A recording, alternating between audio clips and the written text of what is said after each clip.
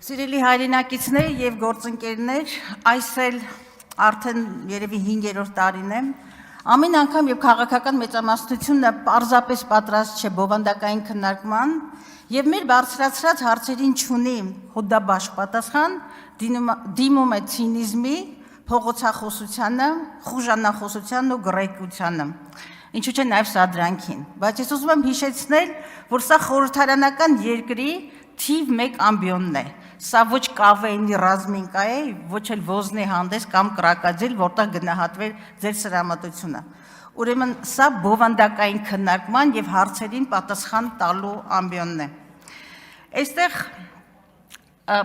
այսպես փորձում եք թաքնվել տեխնիկական վրիպակները ուղղելու քողի տակ, բայց իրականության մեջ փոփոխությունը բացարձակապես քաղաքական է և բացարձակապես բովանդակային և ինքը գործընթացը ինքնին հակաօրինական է և նաև հակասում է Վենետիկի հանձնաժողովի երաշխավորություններին, որոնք, ինչպես նաև հաստատեց Տիկին Ջուլհակյանը,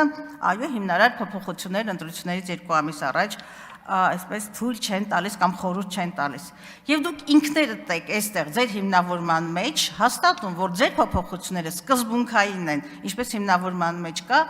նշված սահմանափակումները կրում են բովանդակային և սկզբունքային նշանակություն ընտրություններից ընդամենը 2 ամիս առաջ և ավելի քան ակնհայտ է, որ սա այս նախաձեռնությունը քվեաթերթիկի անվան տակ տեխնիկական չգիտեմ ինչ բաներ մեկ նշանակետ ունի, մեկ նախադասություն 81-րդ հոդվածի փոփոխությունը, կուսակցության դաշինքի անվանումը չի կարող պարունակել անձնանուն և սա հստակ ուղղված է կոնկրետ քաղաքական ուժին, սա հստակ ուղղված է ձեր վախերի, քաղաքական մեծամասնություն, ձեր վախերի, այո, հենց ձեր վախերը փարատելուն և ես ձեզ ընդհանրապես խորհուրդ կտամ այս ամբիոնից քիչ